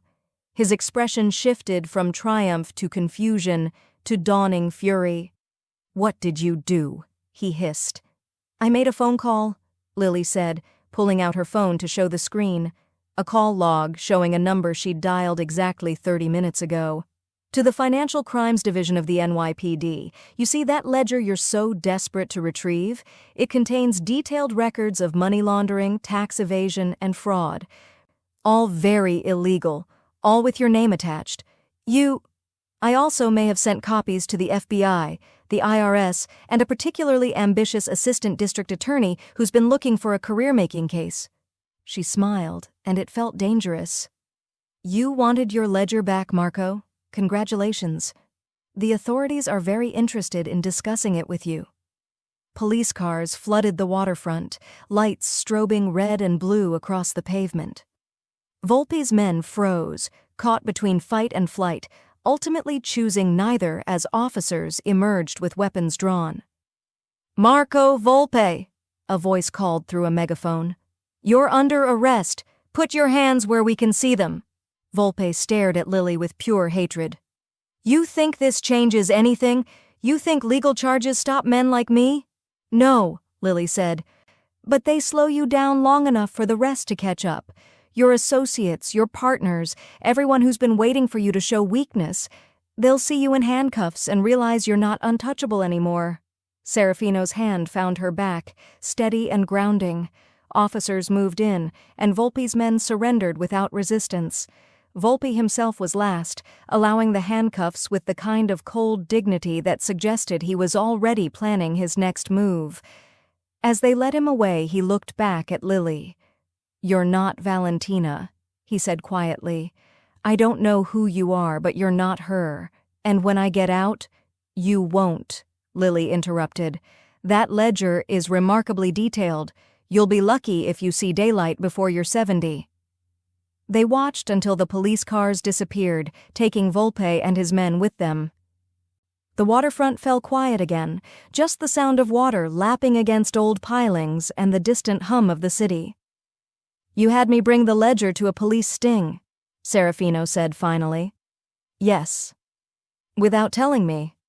I wasn't sure you'd agree. He was silent for a long moment. You're right, I wouldn't have. He turned to face her. I would have wanted to handle it my way, violence, permanent solutions, the way I've always handled threats. And now I'm watching a man I've considered my enemy for years being arrested by legitimate authorities, facing legitimate consequences, while I stand here completely untouched by the fallout. He laughed, a sound of genuine amazement. You did it again. You fought my battle with a mind instead of a gun. It's not over, Lily warned. He'll have lawyers. There'll be investigations. You might still be questioned. Let them question me. Marchese has been preparing for this, and thanks to your FBI recording and this, he gestured at the now empty waterfront, we have proof that we're cooperating with authorities, not evading them.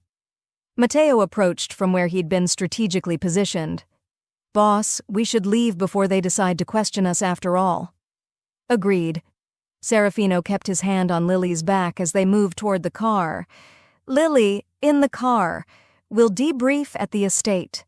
But before she could move, he stopped, pulling her back to face him. What you did tonight, he said quietly. Using Volpe's own criminality against him, bringing legitimate authorities instead of criminal violence, you gave me something I didn't know I could have. What's that? A way out. Not from my organization, but from the inevitability of violence being the only solution. His hand came up to cup her face. You're changing me, Lily Summers. Fundamentally, terrifyingly changing me. Is that a good thing? Ask me in a year, when I'm running legitimate businesses and attending charity galas where I'm not secretly planning anyone's murder.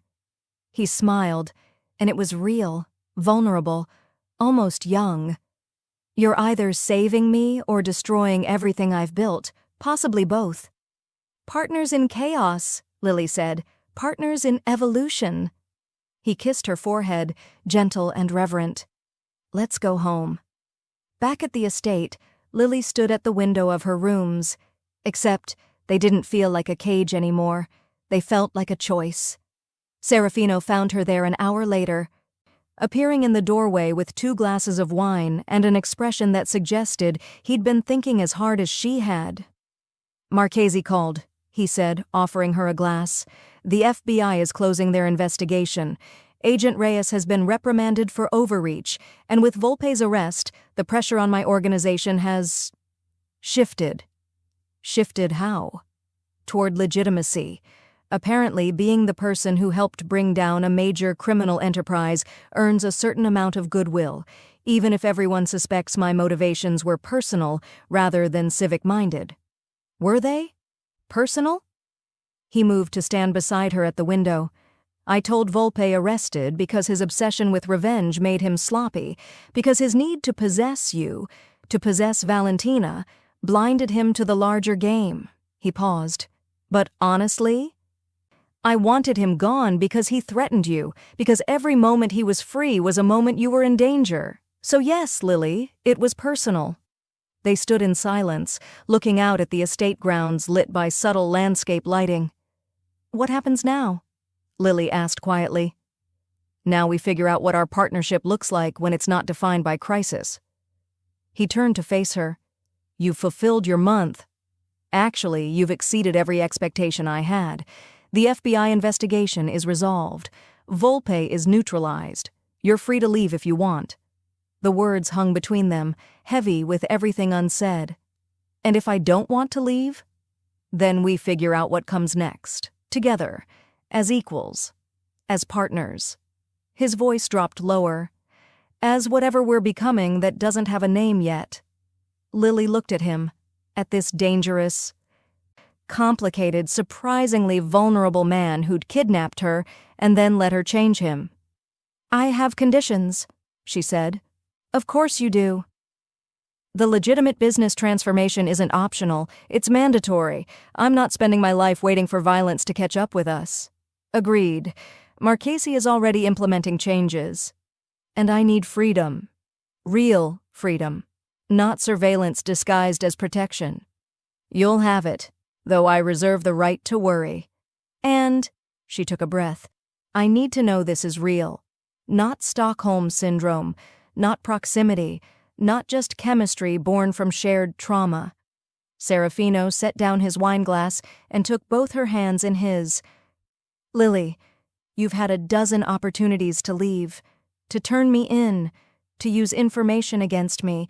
You've stayed not because you're captive, but because you chose to. That makes this the most real thing I've ever experienced. I grabbed the wrong girl, Lily said softly. No. He pulled her closer. You grabbed exactly the right one. She just wasn't who we expected. When he kissed her this time, it felt like a beginning instead of a conclusion. Like the first page of a story they'd write together, with no idea where it would lead but willing to find out anyway. Outside, the city glittered with possibility. Inside, 2 people who shouldn't have worked found a way to make partnership from chaos, love from coercion, and future from impossible odds. The wrong girl had become the right woman, and the Mafia boss had become something he'd never imagined, a man worth saving.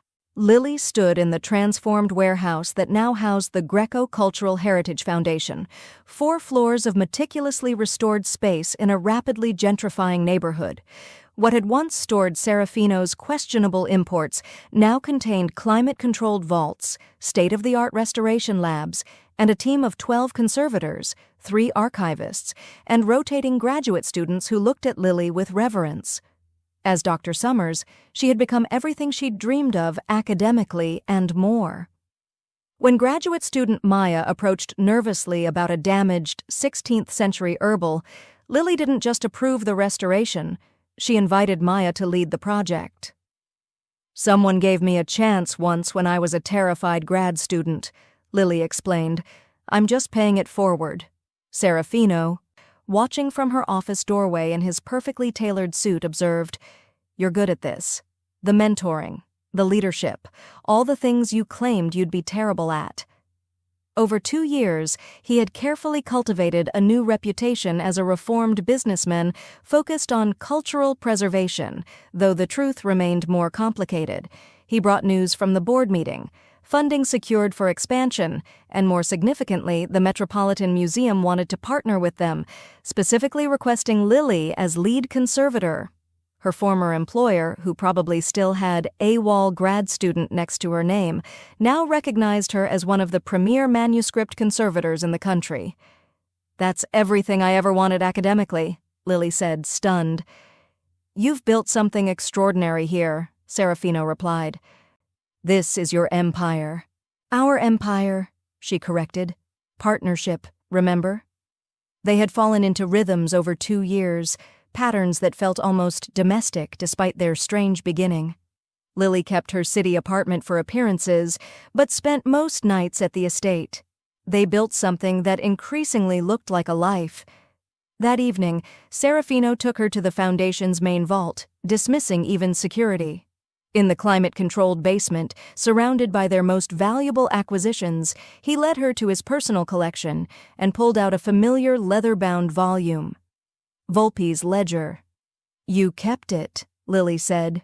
"I restored it," he replied, showing her the professionally conserved pages. With Marchese's help, it had become evidence that put Volpe away for 23 years. "I thought it should be preserved. As a reminder of where we started, of the chaos that brought us together, and of what we built from that chaos." He pulled out a small box.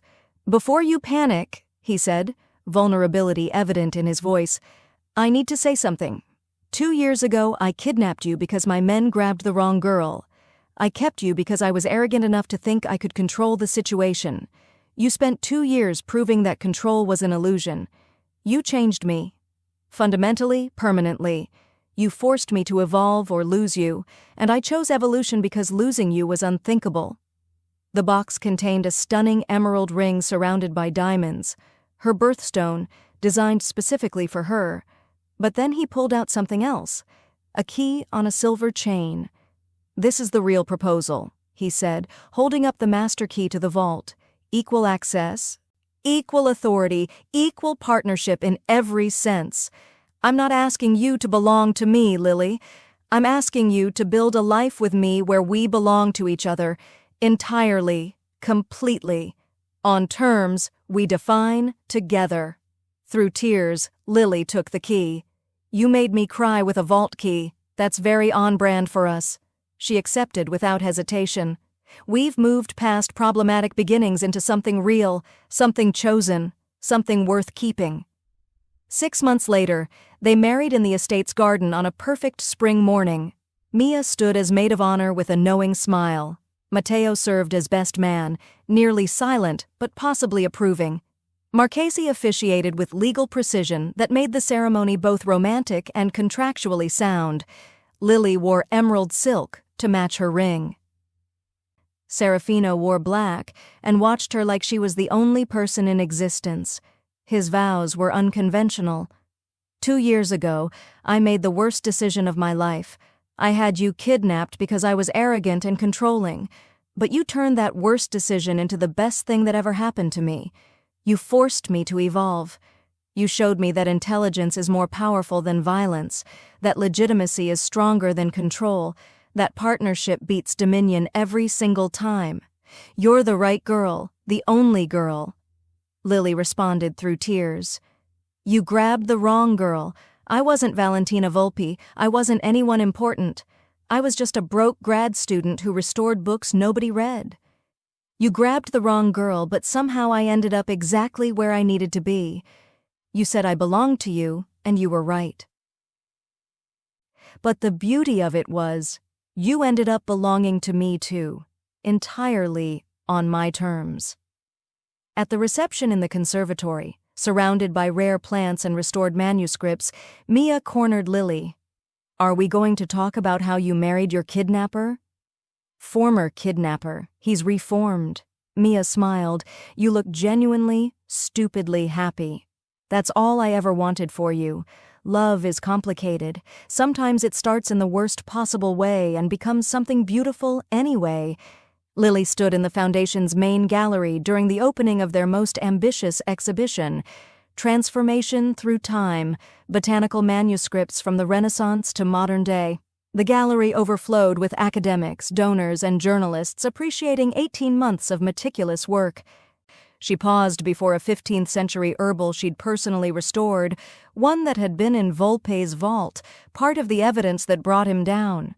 Illustrations of deadly nightshade and hemlock perfectly preserved. Serafino found her there. "Reminiscing?" "Remembering," she said, leaning against him comfortably. "This was part of what brought Volpe down. I always wondered why he kept botanical manuscripts mixed with criminal records." "Some people collect beauty even while creating ugliness," Serafino observed, "and some people transform their ugliness into beauty. That's harder but more impressive." "We did that together," Lily agreed. "Do you ever regret it?" he asked. "How we started?" Lily considered honestly. "I regret being kidnapped, obviously. The fear, the coercion, the loss of choice, those things were real and terrible.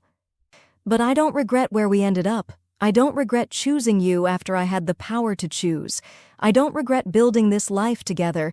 You grabbed the wrong girl, Serafino, and somehow that was exactly right." He smiled, the real smile reserved just for her. "The wrong girl who became the right woman, who became my partner, who became my wife, who became my entire world." "That's very poetic for a reformed criminal.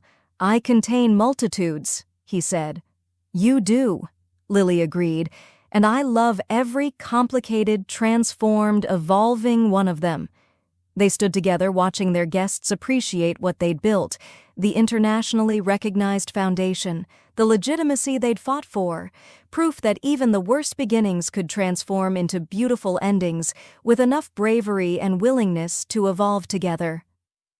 The Mafia boss had become a philanthropist, the kidnapped girl had become a renowned scholar, the coercion had become partnership, the cage had become a home, and the wrong girl had become the only girl, the one who forced a dangerous man to become someone worth loving, and who loved him anyway, entirely on her own terms. It wasn't the love story anyone would have predicted, but it was theirs, and that made it perfect. If you want more stories that make you feel something, stories filled with romance, tension, and unforgettable twists, then subscribe to Bella's Romance Stories. We're building a community of people who believe in powerful, emotional storytelling.